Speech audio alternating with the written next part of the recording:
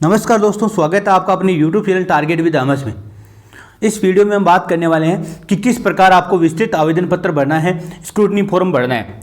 इस वीडियो में पूरी चर्चा करेंगे कि कौन कौन से डॉक्यूमेंट अपलोड होंगे, क्या क्या ऑप्शन आ रहे हैं, किस प्रकार डाटा अपलोड हो रहा है, किस प्रकार डाटा अपने ऑटोमेटिक फेच हो रहा है या मैन्युअली भरा जा रहा है। इन सब के बारे में बात करेंगे। ये फॉर्म मेरा नहीं है, किसी दूसरे का है, इसलिए मैंने इसको डाटा को थोड़ा छुपा के रखा है। मेरा डाटा तो आपके पास वैसे भी है सबके पास, लेकिन इसमें थोड़ा सा डाटा को मैंने छुपा के रखा है।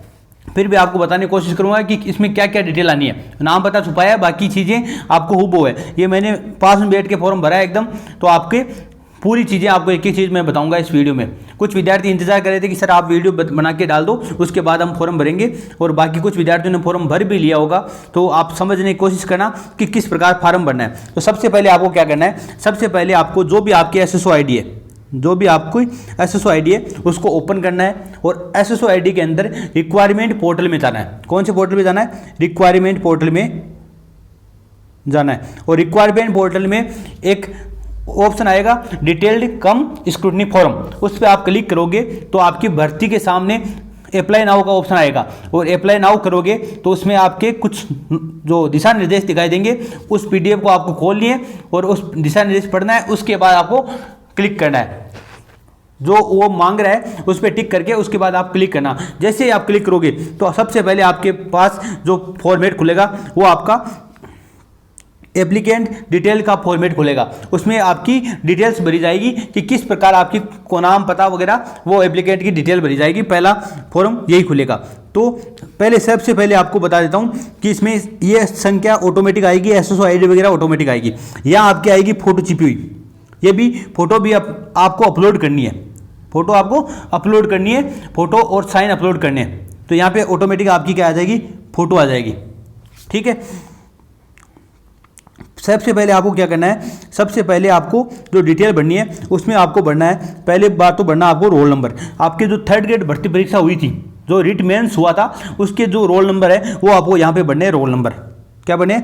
रोल नंबर बने। उसके बाद यहाँ पे भरने आवेदन पत्र क्रमांक, मतलब आपके जो एप्लीकेशन ID है, कौन सा रिट वाला नहीं देना, 3rd ग्रेड भर्ती परीक्षा की जो एप्लीकेशन ID है, आप 3rd ग्रेड भर्ती परीक्षा का SSO ID से फॉर्मेट में वो एप्लीकेशन जो आपने आवेदन किया था वो आवेदन पत्र डाउनलोड कर ले। वहाँ पे आवेदन पत्र के आपके पास आवेदन पत्र क्रमांक लिखे हुए हैं, वहाँ से आप अपलोड कर सकते हैं यहाँ पे। और रोल नंबर आपके सबके पास होंगे। तो रोल नंबर रिट वाले नहीं करने हैं, मेंस परीक्षा वाले करने हैं, 3rd ग्रेड भर्ती परीक्षा वाले करने हैं। दूसरा, मेरिट क्रमांक में आपको खाली छोड़ना है, ये आपको नहीं भरना है मेरिट क्रमांक। इसके बाद विज्ञापन संख्या, ये विज्ञापन संख्या ऑटोमेटिक आ रहा है, इसमें आपको कुछ भी नहीं भरना है, ये विज्ञापन संख्या ऑटोमेटिक आ जाएगा। उसके बाद पद कोड या क्रम संख्या, देखो पद कोड या क्रम संख्या कोई कुछ बता रहा है, कोई कुछ बता रहा है, और विज्ञापन में भी अलग अलग पद कोड क्रम संख्या दी हुई है। तो आपको अगर आप भरो तो भर देना, नहीं भरो तो इसको मैं खाली छोड़ दो। मैंने भी खाली छोड़ा है और आप भी खाली छोड़ सकते हो, और मैं जो मेरा फॉर्म भरूंगा शाम तक उसमें भी खाली छोड़ दूंगा। पद कोड आपको नहीं भरना है, क्योंकि पीछे जो भी भर्ती परीक्षाएं हुई है, जैसे वीडियो हुई है, LDC हुई है, उनमें पद कोड को खाली ही छोड़ते थे। पहले भी मैं LDC 2018 में डॉक्यूमेंट वेरिफिकेशन कराने गया था, उस समय भी मैंने पद कोड खाली छोड़ के गया था। कोई दिक्कत नहीं होगी आपको, पद कोड खाली छोड़ दो। उसके बाद आपको भरना है विभाग का नाम, ऑटोमेटिक आ जाएगा। आपको भरना है आवेदक का पूरा नाम, और ये भरना आपको हिंदी में। इंग्लिश वाला ऑटोमेटिक आएगा, हिंदी में आपको भरना है। और ध्यान रखना, हिंदी में जो आपका नाम है वो थोड़ा सा सही भरना है। ऐसे आपको हिंदी टाइपिंग में अगर आप दिक्कत आ रही है तो आप पहले उनको बता देना लिख के नाम कि भाई मेरा नाम हिंदी में ये है, क्योंकि मार्कशीट में हिंदी का नाम नहीं आता। तो आपका जो भी हिंदी का नाम है, जैसे आधार कार्ड में है या आपके मूल निवास में है, तो आपका जो हिंदी का नाम है वो आपको लिख के दे देना उसको कि इस प्रकार का भरना है। ये ऐसा नहीं कि वो गलती कर दे। तो हिंदी का नाम भरना है, और हिंदी का ही पिता का नाम भरना है। पिता का नाम भी किस में भरना है? हिंदी में। माता का नाम भी किस में भरना है? हिंदी में। इंग्लिश वाले ऑटोमेटिक आ जाएंगे, इंग्लिश वाले आपको भरने की जरूरत नहीं है, ये आपको तीनों नाम भरना है। आवेदक की जन्म तिथि ऑटोमेटिक आ जाएगी, कि मतलब जो 1 जनवरी 2024, मतलब जो आपकी विज्ञप्ति की जो नॉर्म है, मानक है, वो है 1 जनवरी 2024 को। मतलब आपकी एज की कैलकुलेशन 1 जनवरी 2024 से की जाएगी, इसलिए आपकी आवेदन की जो जन्म तिथि है वो ऑटोमेटिक आ रही है फॉर्म में। नागरिकता भारतीय, ये ऑटोमेटिक आ रहा है। आरक्षण वर्ग, ये भी ऑटोमेटिक आ रहा है। जो OBC है वो OBC आ रहा है, SC के लिए ST आ रहा है, और जनरल वालों की तो EWS वाले हैं उनके लिए यहाँ पे लिखा आ रहा है जनरल EWS। और ईडब्ल्यूएस अगर है तो आप क्या आ रहा है हाँ, और अगर ईडब्ल्यूएस आप नहीं है तो इसमें लिखा आ रहा है लागू नहीं, ये ऑटोमेटिक आ रहा है। निःशक्त श्रेणी ये भी ऑटोमेटिक आ रही है, उपनिषद श्रेणी ये भी ऑटोमेटिक आ रहे हैं। कुछ विद्यार्थियों की दिक्कत आ रही है कि धर्म उन्होंने उस समय नील कर दिया था, मतलब धर्म नहीं लिखा था उस समय, तो अब की बार भी धर्म नहीं लिखा जा रहा है और अब उसमें चेंज भी नहीं हो रहा, क्योंकि जो डाटा हमने थर्ड ग्रेड भर्ती परीक्षा में दिए थे वो डाटा ऑटोमेटिक आ रहे हैं, उसमें हम चेंज नहीं कर सकते। तो अगर आपके ऐसा आ रहा है तो आप कोई दिक्कत नहीं है, आप फॉर्म भर दो, उसके बाद आप स्टाम्प पेपर पे लिखा देना कि मैं भाई हिंदू धर्म से बिलोंग करता हूँ या मुस्लिम धर्म से बिलोंग करता हूँ और ये मेरा प्रूफ है। ये आप स्टाम्प पेपर 50 रुपये पे लिखा के ले जाना, उससे कोई आपकी दिक्कत नहीं होगी, धर्म से आपके ऐसे कोई दिक्कत नहीं होगी, आप स्टाम्प पेपर पे लिखवा लेना। अगर आपको मांगे कि आप से अगर करे कि भाई आपके धर्म नहीं लिख रखा तो आप स्टाम्प पेपर दिखा देना, नहीं तो आपको नहीं लगाना। वैवाहिक स्थिति में अविवाहित है तो अविवाहित कर दो, विवाहित हो तो विवाहित कर दो। अगर विवाहित हो तो आपको पति पत्नी का नाम भी भरना है, पति या पत्नी जो भी है उनका नाम भरना है, विवाह तिथि भरनी है, विवाह का स्थान भरना है, पंजीयन संख्या भरनी है, आपके जो रजिस्ट्रेशन नंबर है मैरिज के वो रजिस्ट्रेशन नंबर बनना है और रजिस्ट्रेशन स्थान बनना है और रजिस्ट्रेशन अधिकारी आपका जो मैरिज सर्टिफिकेट है उस पर ये तीनों चीज़ें दी हुई है वहाँ से आपको भरना है। और अगर आप टीएसपी एरिया से हैं तो आपको यहाँ पे हाँ करना है, नहीं तो करना है नहीं।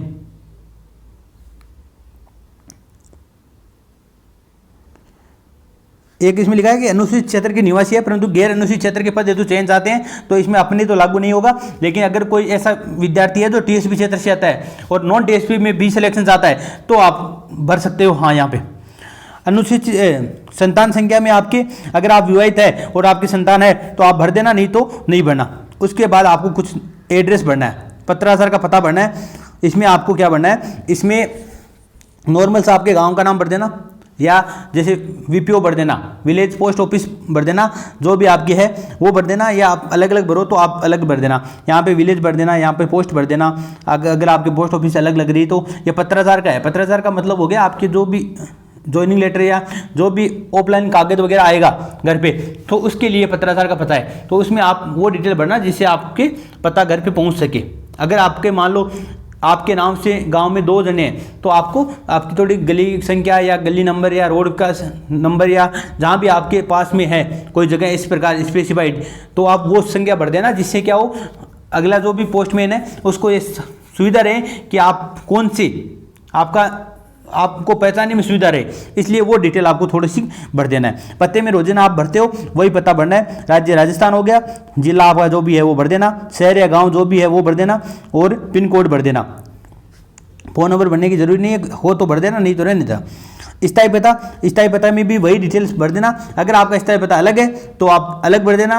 अगर आप मान लो आपके जो पत्राचार करना चाहते हो और आपके पास कोई लेटर आ रहा है तो वो कहाँ मंगाना है उसमें तो ये डिटेल भर देना, और स्थायी आप रह रहे हो वो ये भर देना। तो आपको अगर अलग अलग है तो अलग अलग भरना, नहीं तो आपको सेम भरना है।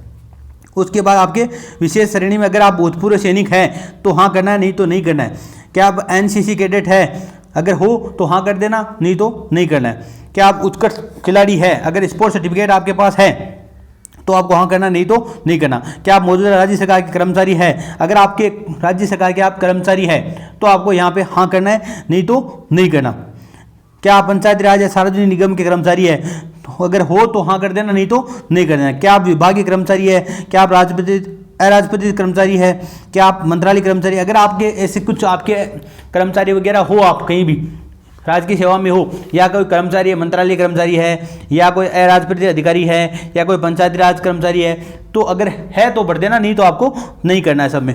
उसके बाद आपको मूल निवास भरना है। मूल निवास में आपके राज्य भरना है, जो भी राज्य है, जिला भरना है। इसके बाद तहसील भरनी है, तहसील नहीं भरनी है, तहसील ऑटोमेटिक आ रही है इसमें। ये राजस्थान, ये नागौर है, ये ऑटोमेटिक आ रहा है, तो इसमें तहसील नील आ रही है, तो तहसील आपको भरने की आवश्यकता नहीं है। आपको नीचे वाले स्थान में भरना है यहाँ पे तहसील, क्योंकि ऊपर वाले में ऑटोमेटिक आ रही है, इसलिए तहसील लिखी हुई नहीं आ रही है, तो कोई दिक्कत नहीं है। आपके जन्म स्थान में आपके यहाँ पे जो भी है वो आपको भरना है। इसमें जैसे तहसील आप ऐड कर सकते हो। अब आपको भरने शिक्षा योग्यता विवरण, ये आपके जो दूसरा फॉर्मेट खुलेगा। पहला फॉर्मेट में आपके ये डिटेल वगैरह भरनी है, दूसरा जो फॉर्मेट खुलेगा उसमें आपके क्वालिफिकेशन डिटेल्स भरनी है। इसमें क्वालिफिकेशन डिटेल्स में आपको क्या भरना है, पहला भरना आपको मैट्रिक या हाई स्कूल सेकेंडरी, मतलब 10th क्लास की मार्कशीट में भरना है। कहाँ से आपने कौन से बोर्ड से पास किए, जैसे BSc अजमेर से किए तो BSc अजमेर भर दिया। ऐच्छिक विषय कौन से थे, तो ऑल सब्जेक्ट थे, जैसे आपके सभी सब्जेक्ट चल रहे थे तो सभी सब्जेक्ट करना। अगर सब्जेक्ट का नाम लिखो तो लिख सकते हो, नहीं लिखो तो सीधा ऑल सब्जेक्ट कर देना। कौन से वर्ष में पूर्ण की थी, तो वो वर्ष लिखना आपको, किस ईयर में आपकी कंप्लीट हुई है तो वो ये लिखना है। यहाँ पे आपके रोल नंबर लिखना है, अनुक्रमांक लिखना है। रिजल्ट टाइप, अगर आप परसेंटेज में निकालना चाहते हो तो परसेंटेज, ग्रेडिंग सिस्टम है तो ग्रेड, और CGPA सिस्टम है तो यहाँ पे CGPA। इसमें आपके ऑप्शन आएंगे, तीनों ऑप्शन आएंगे, तीनों में से कोई सा भी ऑप्शन आपको सेलेक्ट करना है। जैसे अगर आप परसेंटेज है लेना चाहते हैं तो परसेंटेज है, अगर आपके मान लो CGPA चल रहा था सिस्टम तो आपको CGPA बढ़ना है, अगर ग्रेडिंग सिस्टम चल रहा है तो ग्रेडिंग बढ़ना है। ये अंक वगैरह है, प्राप्तांक वगैरह है, और ये जो प्रतिशत है, और ये अवधि है, और जारी दिनांक है, ये सब अगर आपके यहाँ पे एक ऑप्शन आ रहा है फेज का, और अगर आप इस पे क्लिक करोगे तो इस फेज में ये ऑटोमेटिक डिटेल्स उठा लेगा। आपको आगे की चीज़ें कुछ भी भरने की आवश्यकता नहीं है, ये ऑटोमेटिक डिटेल उठा लेगा। आपको बस ये रोल नंबर लगाना है और वर्ष लगाना है, उसके बाद ऑटोमेटिक डिटेल उठा लेगा। अगर ऑटोमेटिक डिटेल मतलब किसी विद्यार्थी की नहीं आ रही है, मान लो अगर किसी विद्यार्थी की ऑटोमेटिक डिटेल नहीं आ रही है तो आप इसको भर देना, नहीं तो आपको ये नहीं भरना। अगर ऑटोमेटिक डिटेल नहीं आ रही किसी विद्यार्थी के तो आपको ये ऑटोमेटिक, ये मैनुअली आपको भरना है। और उसके बाद यहाँ पे एक ऑप्शन आएगा आपके डॉक्यूमेंट अपलोड करने का, वो भी आपको डॉक्यूमेंट अपलोड करना है। ठीक है, इसके बाद आगे हम बात करें दूसरा 12th की मार्कशीट। 12th की मार्कशीट जो भी जहाँ से भी की है, जो भी सब्जेक्ट आपके, जैसे आर्ट्स से हो तो पॉलिटिकल साइंस, ज्योग्राफी, हिंदी साहित्य या हिस्ट्री, जो भी सब्जेक्ट है वो आप सब्जेक्ट लिख देना। साइंस मैथ्स हैं तो PCM सीधा लिख देना, फिजिक्स केमिस्ट्री मैथ लिखो तो वो लिख देना, कोई दिक्कत नहीं है, कुछ भी लिख देना। यहाँ पे वर्ष लिखोगे, अनुक्रमांक लगा के फेच करोगे, ये अपने आप ऑटोमेटिक डिटेल आ जाएगी। रिजल्ट टाइप में अगर परसेंटेज वगैरह अगर आपको मैनुअली भरना पड़ता है तो आप मैनुअली भर सकते हो। लास्ट में डॉक्यूमेंट आपको अपलोड करना है। इसमें भी आपको सामने जो भी मार्कशीट आपकी वो दिखाई देगी। ठीक है, स्नातक में BA, BCom, BSc, इसमें आपके जो भी जहाँ से भी आपने ग्रेजुएशन किया है वो आपकी यूनिवर्सिटी का नाम भरना है। उसके बाद जो भी आपके ग्रेजुएशन सब्जेक्ट थी वो सब्जेक्ट का नाम भरना है, जिस ईयर में की है वो भरना है, अनुक्रमांक भरना है। उसके बाद अपने आप डिटेल उठा लेगा, अगर नहीं उठाता तो आपको मैनुअली भरना है। इसके बाद B.Ed, शिक्षा में स्नातक B.Ed या शिक्षा शास्त्री, इसमें आप भरोगे तो कभी कभी किसी विद्यार्थी को हो रहा है, किसी की प्रॉब्लम ये नहीं आ रही। इसमें क्या आप B.Ed भरते हो तो ये ऑटोमेटिक B.Ed का यहाँ नया फॉर्मेट आ जाता है। मतलब आप यहाँ B.Ed भर रहे हो तो इसमें ऑटोमेटिक यहाँ पे B.Ed का और आ रहा है, तो इसमें आपको घबराने की आवश्यकता नहीं है क्योंकि सेम डिटेल्स आ रही है। कभी कभी क्या B.Ed वाला ऑटोमेटिक भी उठा रहा है और ये आपको ये ऑटोमेटिक उठा रहा है, कभी इसी ऑप्शन में आ रहा है, कभी दूसरे ऑप्शन में चला जा रहा है, तो इससे आपको कोई दिक्कत नहीं है। दोनों में आ गया तो कोई दिक्कत नहीं है, आप भर दो। पात्रता परीक्षा में अगर आप मान लो इस विद्यार्थी ने नहीं भरी है, वहाँ ऑप्शन आ रहा है आपके अगर ME है, अधिक स्नातक आपने कर रखी है, MSc कर रखी है, MCom कर रखी है, तो आपको वो ऑप्शन भी आ रहा है, वो भी आप भर सकते हो। अगर आपने नेट कर रखी है, सेट कर रखी है, केट कर रखी है, जो भी कर रखी है तो वो आप डिटेल्स उसमें ऑप्शन आ रहा है वो भर सकते हो। अगर आपको नेट वाले में रीट का पात्रता परीक्षा नहीं भरनी, मतलब जिसको नेट, जिन्होंने नेट सेट केट जो ऑप्शन आ रहे हैं उनमें आपको रीट के पात्रता नहीं भरनी है, आप अलग से ऑप्शन बना के भर सकते हो। अगर भरो तो, नहीं भरो तो कोई दिक्कत नहीं है, आपको रीट की पात्रता भरनी नहीं है। मैंने यहाँ पे रीट की पात्रता भर दी है। अलग से ऑप्शन था जो नीचे ऑप्शन दे अन्य प्रमाण पत्र, उसमें आप मैंने रीट की पात्रता भर दी, यहाँ रीट लिख दिया। BSc अजमेर करवा रहा है, SST सब्जेक्ट थी 2022, परसेंटेज वगैरह जो भी डिटेल्स थे वो आपको यहाँ पे लिख दिए। तो आपको ये डिटेल भरना चाहो तो भर सकते हो। ये जो देखो रिजल्ट आया, वो जो इस पे रीट की आपकी मार्कशीट है उस पर डिटेल लिखी हुई है, वो आप डिटेल यहाँ पे भर देना। जैसे मान लो जारी दिनांक है वो यहाँ से भर देना। कोर्स अवधि में ये दोनों 12-12 मंथ के होते हैं। ये आपके स्नातक 36 मंथ की, B.Ed 2 साल की होती है, 24 मंथ की होगी। और ये आपके रेट की उसमें आप 0 भर देना, क्योंकि ऑटोमेटिक लेगा, उसमें आपकी कुछ ना कुछ आपको भरना पड़ेगा, तो आप भर देना 0। भाई अवधि कुछ नहीं है रेट की, इसलिए आप 0 भर देना।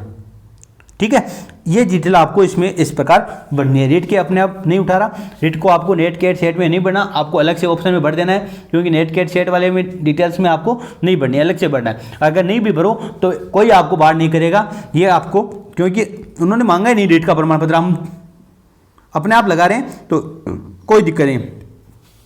अब शिक्षा संबंधी प्रमाण पत्र, यह आवेदक यदि अपेक्षित शैक्षिक अर्हता उत्तीर्ण नहीं किए, अगर मान लो किसी की कॉलेज चल रही है या उनके पास योग्यता नहीं है ऐसे विद्यार्थियों के लिए आप आवेदन की अंतिम दिनांक तिथि तक उसकी परीक्षा में सम्मिलित हुआ है या हो रहा है तो इसमें आपको नहीं करना है, क्योंकि आपके लगभग ये पात्रता सबकी शैक्षिक अर्हता उत्तीर्ण है, तभी आप परीक्षा में शामिल हुए हो, क्योंकि वो पहले का नियम था। उसके बाद अभी नियम आ चुका है कि आपके आवेदन के अंतिम दिनांक तिथि से पहले का होना चाहिए, तो इसमें आपको नहीं कर देना। अगर आपके इस प्रकार की कोई है शैक्षिक अर्हता उत्तीर्ण नहीं है तो आप हाँ कर सकते हो, नहीं तो आपको नहीं करना है। उसके बाद आपको इंटर्नशिप के लिए, तो कुछ विद्यार्थी पूछ रहे थे कि सर इंटर्नशिप क्या है, ये बीएड वाली इंटर्नशिप तो नहीं है? नहीं, ये बीएड वाली इंटर्नशिप नहीं है। ये आप अगर कोई आपकी इंटर्नशिप चल रही है कोई इसी प्रकार की, मान लो कोई शिक्षा के क्षेत्र में, या आपके जो ये होती है कोर्स वगैरह होते हैं, शॉर्ट कोर्स वगैरह, ऐसी कोई इंटर्नशिप चल रही है उसके लिए है, तो इसमें आपको नहीं बढ़ना है। रजिस्ट्रेशन विवरण में आपको मेडिकल काउंसिल या राजस्थान नर्सिंग काउंसिल यदि लागू हो तो ऐसा रजिस्ट्रेशन विवरण इसमें आपको नहीं करना है। पद हेतु आवश्यक अनुभव प्रमाण पत्र, अनुभव प्रमाण पत्र में भी आपके, अगर आपके पास कोई अनुभव है तो आप भर सकते हो। जैसे मान लो अगर कोई संविदा वगैरह में लगे हुए हैं और उसमें आपके अनुभव वगैरह है तो आप भर सकते हो, नहीं तो आपको नहीं भरना।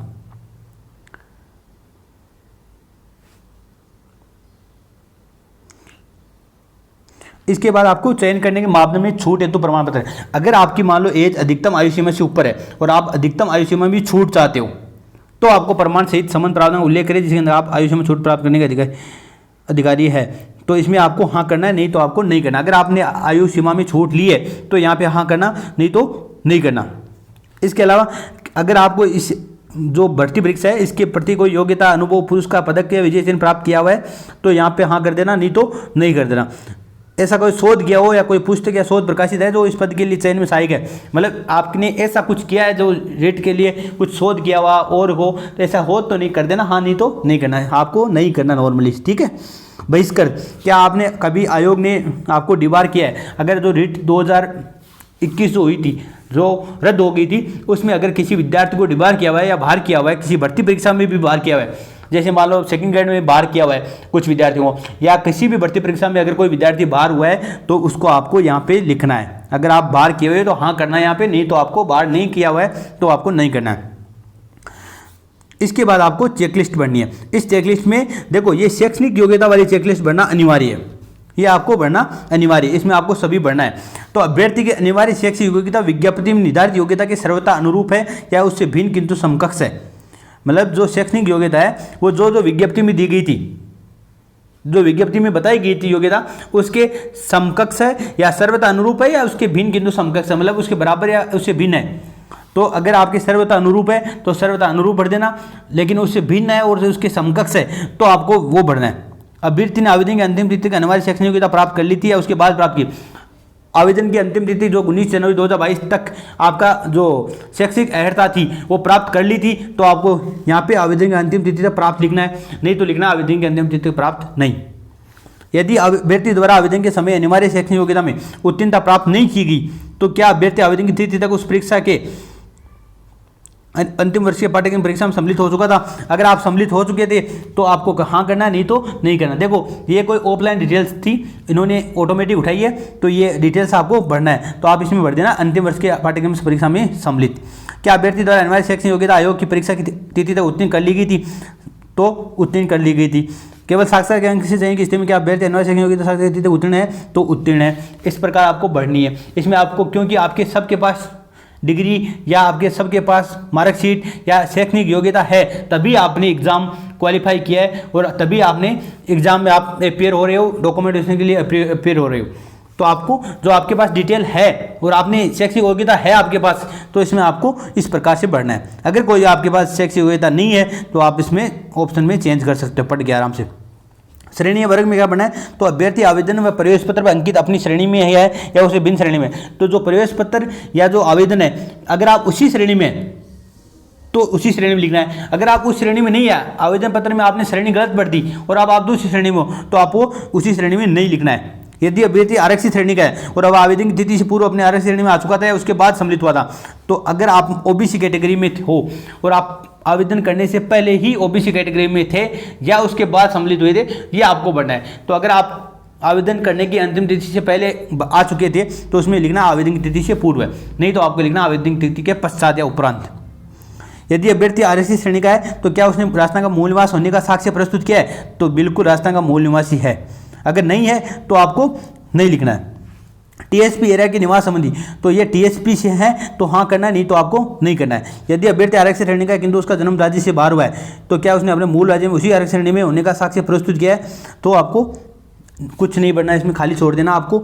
अगर आपके है आप आरक्षित श्रेणी के हैं किंतु उसका जन्म राज्य से बाहर हुआ है, मतलब आप ओबीसी वर्ग में आते हैं और आपका जन्म उत्तर प्रदेश में हुआ है और आपने उससे मूल राज्य में भी उसी आरक्षित श्रेणी में होने का साक्ष्य प्रस्तुत किया, मतलब राजस्थान में क्या आप उसी ओबीसी वर्ग से आते हो, अगर ऐसा साक्ष्य प्रस्तुत किया है तो हाँ बढ़ना है, नहीं तो आपको नहीं बढ़ना है। और अगर आप ऐसा कुछ नहीं है तो आपको उसमें कुछ बढ़ना ही नहीं है, आपको खाली छोड़ देना है। जो आपको कन्फ्यूज लगे वो खाली छोड़ देना। अनुभव में आप तीनों खाली छोड़ देना, कोई आपके अनुभव है तो बढ़ देना, नहीं तो रहने देना। आयु आपको, और ये आयु ऑटोमेटिक आ जाएगी, ये आयु तो 1 जनवरी वाली ये आपको बढ़नी है। तो विज्ञप्ति के अनुसार निर्धारित तिथि की आयु सीमा क्या होती है, तो विज्ञप्ति में कहा गया है कि आपको 1/1/2024 को न्यूनतम सीमा है 18 और अधिकतम सीमा है 40 वर्ष। तो आपको न्यूनतम में 18 बढ़ देना, अधिकतम में बढ़ देना 40।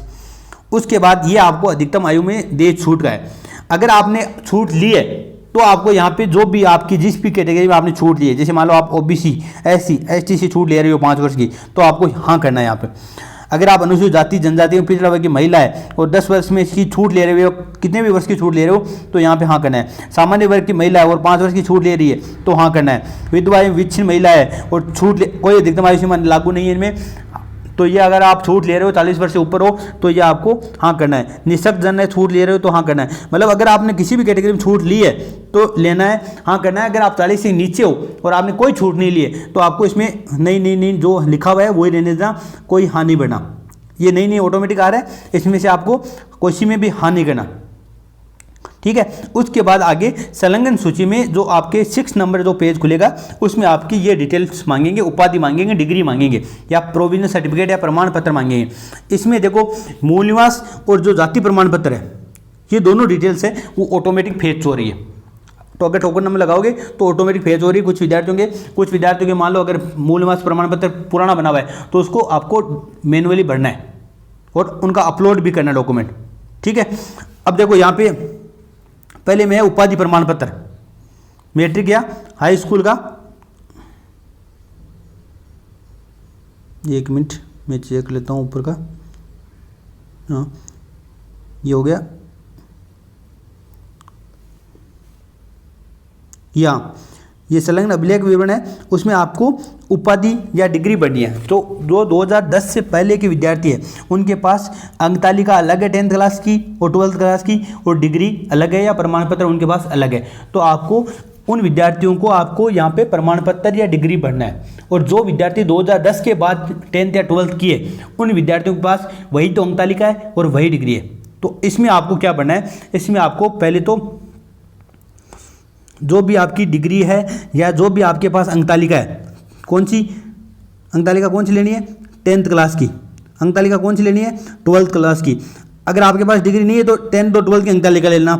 स्नातक की डिग्री लेनी है और आपके एमए या जो एमएससी है उसकी भी आपको डिग्री लेनी है। इन दोनों की डिग्री लेके इसको आपके फोटोकॉपी करवा के इस पर आपको 100 अटेस्टेड करना है, आपने साइन करने हैं, उसके बाद इनमें अपलोड करना है। आप सीधे भी अपलोड करो तो कोई दिक्कत नहीं है, लेकिन आपको इसमें लिखा हुआ है 100 हस्ताक्षरित प्रति लिखा है, तो आपको इनकी फोटोकॉपी करा के और उसके बाद में आपको इस पर अपलोड करना है। चरित्र प्रमाण पत्र ओरिजिनल अपलोड कर देना। मूल निवास जो प्रमाण पत्र है वो ऑटोमेटिक आ रहा है तब तो ठीक है, नहीं आपको फोटोकॉपी करा के अटैच करके अपलोड करना है। जाति प्रमाण पत्र अगर आपके ऑटोमेटिक फेच हो रहा है तो ठीक है, नहीं हो रहा तो ये बाद में आपको ऑटोमेटिक अपलोड नहीं हो रहा तो आपको मैनुअली अपलोड करो, तो आपको फोटोकॉपी करा के साइन कर देना। अटेस्टेशन फॉर्म है वो ओरिजिनल अपलोड कर देना आप।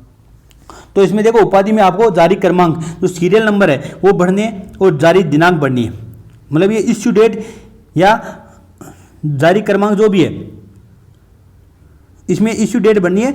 अगर कुछ विद्यार्थियों की क्या है इश्यू डेट अलग है और आपके जो रिजल्ट डेट है वो अलग है।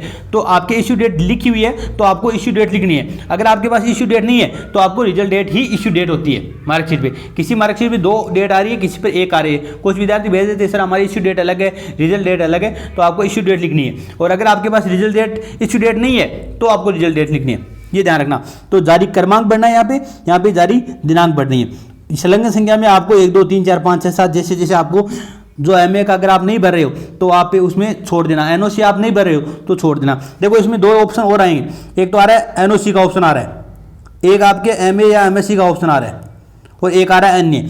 तो इनमें से आपके जो भी डिटेल है वो भी आपको भरना है, और इस प्रकार आपको ये भरने हैं। चरित्र प्रमाण पत्र में आपके जारी क्रमांक क्या लिखोगे? अगर कॉलेज वालों ने आपके चरित्र प्रमाण पत्र बना के दिया है, यहाँ पे कॉलेज वाला चरित्र प्रमाण पत्र चलेगा, तो उसमें अगर उनके कॉलेज वालों के पास जैसे मान लो अगर सीरियल नंबर से चल रहे हैं चरित्र, जैसे 576 आ गया, 476 आ गया, जो भी मतलब उनकी सीरियल चल रहे हैं तो आपको सीरियल नंबर यहाँ पे बढ़ना है। अगर नहीं चल रहा तो आपको 00 लिख देना, कोई दिक्कत नहीं है, ठीक है।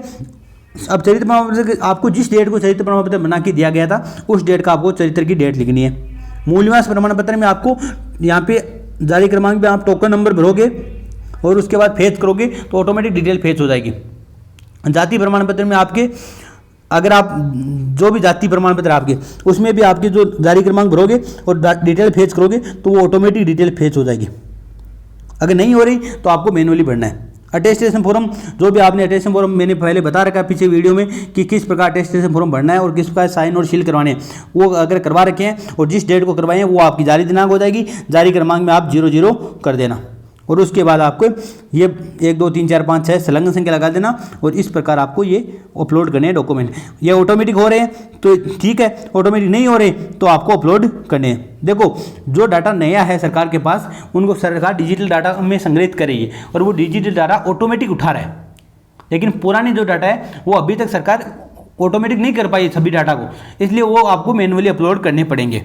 उसके बाद आप एक बार यहाँ पे क्लिक करके आप फॉर्म निकाल लेना प्रिंट, और उस प्रिंट निकालने के बाद आपको आराम से देखना है। प्रिंट में मेन चीज़ क्या देखना है? आपकी डेट ऑफ बर्थ, नाम, पता और आपके जो जितने भी अंक है, जारी क्रमांक है, जारी दिनांक है, जो मार्क्स है, प्रतिशत है, रिजल्ट है, ये सब आपको डिटेल देखनी है, क्योंकि वहाँ पे आपकी यही डिटेल देखेंगे।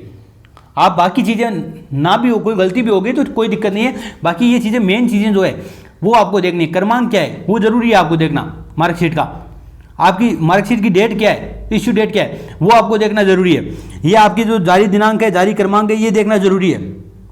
और ये आप देखना कि डिटेल आपने सही तो फीड की है ना, इसमें जो चरित्र वाला चरित्र में लगाना है, ठीक है।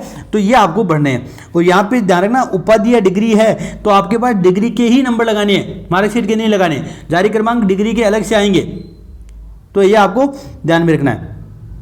उसके बाद आपको 100 फाइनल सबमिट करके 100 रुपये का जो चालान है या जितने भी ऊपर चार्ज वगैरह लग रहा है वो चालान कटा के उसके बाद आपको एक बार पहले गौर से देख लेना, कुछ नहीं लगेगा। 2 रुपये, 10 रुपये, 20 रुपये ज़्यादा ले लेगा एमिटर वाला, आपको पेज का प्रिंट निकाल के देगा। आराम से आपको उसको भी देखना है, आप शाम तक देख सकते हो, दिन में भरे हो तो शाम तक देख सकते हो, 2 घंटे 3 घंटे उस फॉर्म को आराम से देखो, कोई भी गलती नहीं हो। किसी साथ वाले को दिखा लो, अगर आपसे एक विद्यार्थी, अगर 2 फ्रेंड्स साथ में है तो आप एक से खुद से गलती पकड़ में नहीं आती है तो किसी दूसरे विद्यार्थी से दिखा लो, तो उसको आराम से देखो, सभी डिटेल एक एक डिटेल मिलाओ। उसके बाद आपको फाइनल सबमिट करवाना है, फीस सबमिट करानी है, उसके बाद आपके कोई दिक्कत नहीं आएगी। तो इस प्रकार आपको ये फॉर्म भरना है। अब जितना मेरा से हो सका मैंने बता दिया आपको, अब भरना आपको है, इमित्र वाले को भरना है। और आपको पहले ये पूरी डिटेल, ये वीडियो अच्छे से देखना है, उसके बाद क्या क्या डिटेल भरनी है वो डिटेल आपके पास होनी चाहिए। उसके बाद इमित्र वाले के पास जाना आप और इमित्र वाले से भरवा लेना। कुछ अगर ऐसी अगर दिक्कत आए तो आप इस वीडियो में से देख के आप बता देना उनको कि इस प्रकार से इसको भरना है। मिलते हैं नेक्स्ट वीडियो में, आज के लिए इतना ही। धन्यवाद। जय हिंद, जय भारत।